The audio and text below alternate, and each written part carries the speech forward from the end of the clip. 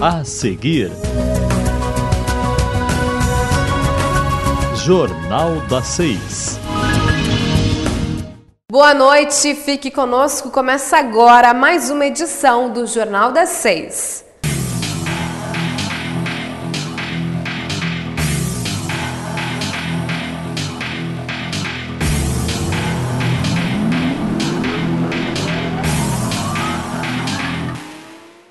O comércio gaúcho aguarda com cautela os efeitos das mudanças nos indicadores econômicos do país. Com inflação controlada, o Comitê de Política Monetária do Banco Central reduziu a taxa básica de juros depois de 4 anos.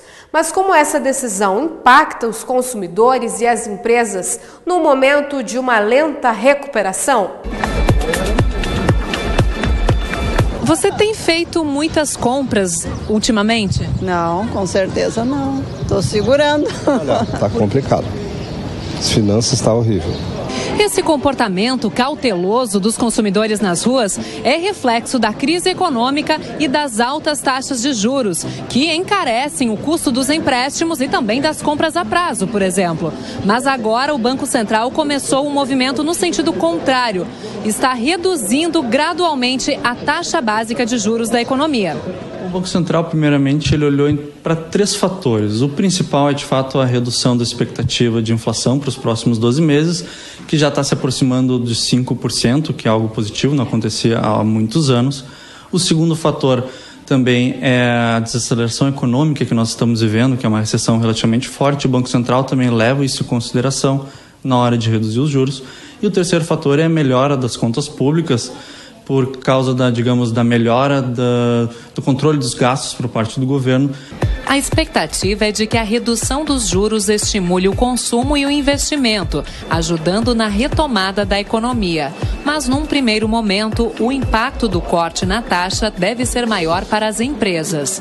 Essa redução gera um aumento da confiança tanto do consumidor, que percebe que o seu custo de crédito está um pouco menor, mas principalmente das empresas, que percebem que com o ajuste das contas públicas, com a inflação em desaceleração, o espaço para investimento e as oportunidades voltam a surgir.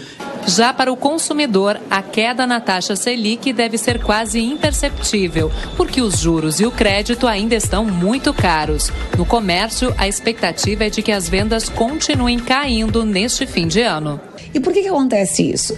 Porque pelo segundo ano consecutivo, a atividade econômica diminuiu. Pelo segundo ano consecutivo, nós vamos terminar o ano encerrando vagas de trabalho, eliminando postos de trabalho na economia.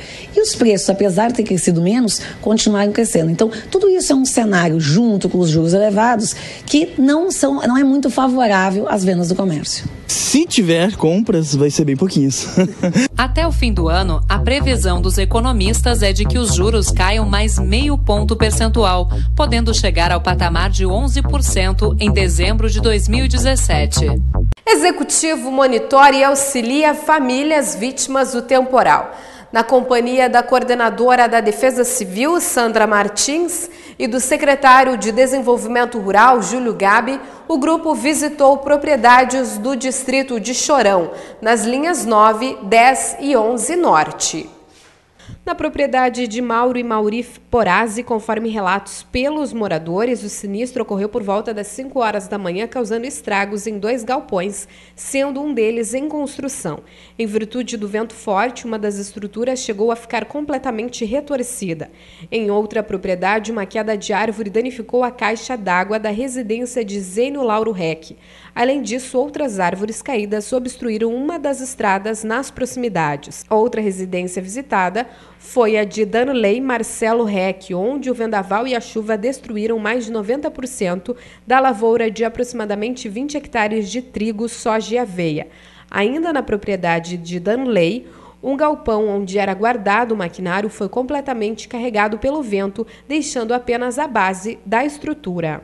Neste sábado, dia 22, acontece a tradicional caminhada alusiva ao mês do idoso e ao Outubro Rosa. O evento é promovido pelo SESC por meio do programa Maturidade Ativa e da Prefeitura de Ijuí, por meio do gabinete da primeira-dama. A caminhada terá início às 9 horas da manhã com saída do SESC em direção à Praça da República. Os líderes partidários definiram na quarta-feira o cronograma de análise da PEC 241 de 2016, que limita o aumento dos gastos públicos por 20 anos. A proposta deve ser votada pela Comissão de Constituição e Justiça em 9 de novembro e pelo plenário em segundo turno, em 13 de dezembro. A proposta que limita os gastos públicos ainda nem passou pela Câmara dos Deputados, mas os líderes dos partidos já definiram como vai ser a tramitação no Senado.